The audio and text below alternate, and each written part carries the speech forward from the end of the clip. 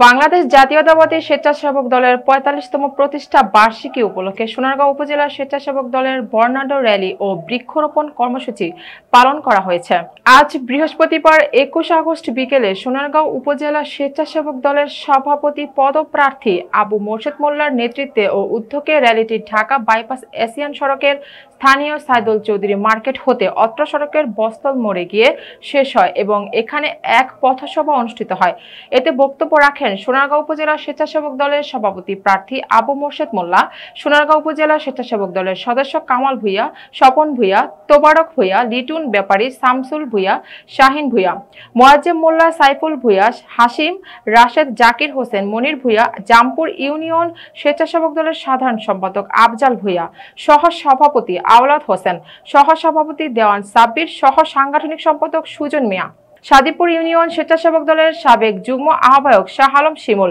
নারায়ণগঞ্জ জেলা ছাত্র দলের যুগ্ম সাধারণ সম্পাদক মোহাম্মদ আলামিন, ছাত্রদল নেতা কাউসার মাসুদ, হিমেল ও শরীফ সহ বিএনপির সংগঠনের নেতাকর্মীরা উপস্থিত ছিলেন। পরে অত্র সড়কের পাশে শতাধিক কৃষ্ণচূড়, শিমুল সহ বিভিন্ন প্রজাতির চারা রোপণ করা হয়েছে।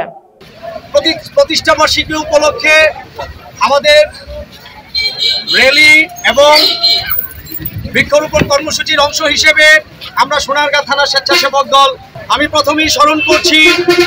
মহান স্বাধীনতার মহান ঘোষক, স্বনির্ভর বাংলাদেশের রূপকার,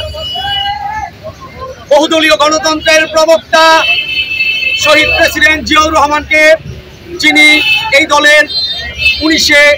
আগস্ট 1980 সালে প্রতিষ্ঠা করেছিলেন। আমি শহীদ প্রেসিডেন্ট জিয়াউর রহমানের রুহের মাগফিরাত কামনা করছি। আমি তারপর স্মরণ করব এবং কৃতজ্ঞতা চিত্রে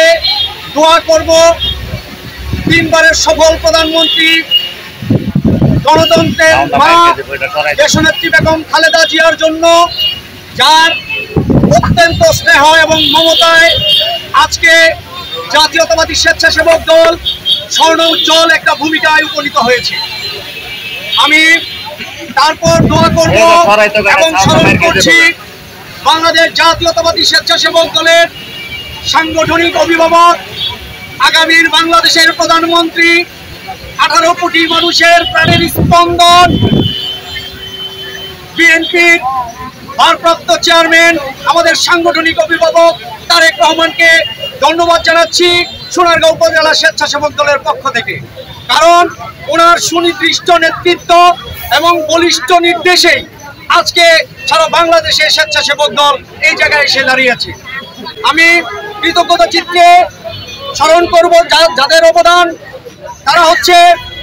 আমাদের কেন্দ্রীয় স্বেচ্ছাসেবক দলের সংগ্রামী সভাপতি এস.এম. জিলানী ভাই,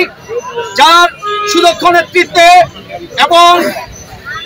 বাংলাদেশ জাতীয়তাবাদী স্বেচ্ছাসেবক দলের বিপ্লবী সাধারণ সম্পাদক রাজীব হাসান ভাই, বাংলাদেশ জাতীয়তাবাদী স্বেচ্ছাসেবক দলের বিপ্লবী সাংগঠনিক সম্পাদক নাজমুল হাসান ভাই এবং সিনিয়র সহসভাপতি ইয়াসিন আলী ভাইকে, যাদের অক্লান্ত পরিশ্রম এবং ত্যাগের বিনিময়ে আজকে টেকনাফ থেকে তেতুলিয়া, রূপসা থেকে পাথুরিয়া পর্যন্ত স্বেচ্ছাসেবক দল যে কোনো অঙ্গ সংগঠনের চেয়েও অনেক উদ্যমী এবং শক্তিশালী। 1980 সালে শহীদ প্রেসিডেন্ট জিয়াউর রহমান যখন এই জাতীয়তাবাদী স্বেচ্ছাসেবক দল গঠন করেন, তখন উনি ওনার প্রারম্ভিক বক্তব্য বলেছিলেন, বাংলাদেশের যে কোনো ক্রাইসিস মোমেন্টে বাংলাদেশের বন্যা দুর্গত মানুষের পাশে এবং দুর্যোগপূর্ণ মানুষের পাশে, গণতন্ত্র রক্ষায়, ভোটাধিকার রক্ষায়, আন্দোলন এবং সংগ্রামে রাজপথে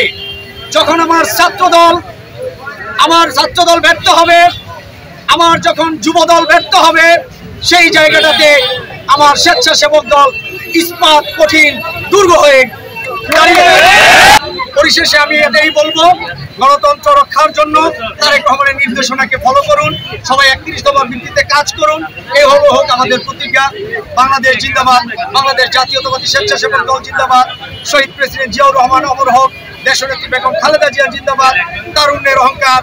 এদেশের মানুষের 18 কোটি মানুষের প্রাণের স্পন্দন, আমাদের সাংগঠনিক অভিভাবক তারেক রহমান জিন্দাবাদ, জিন্দাবাদ।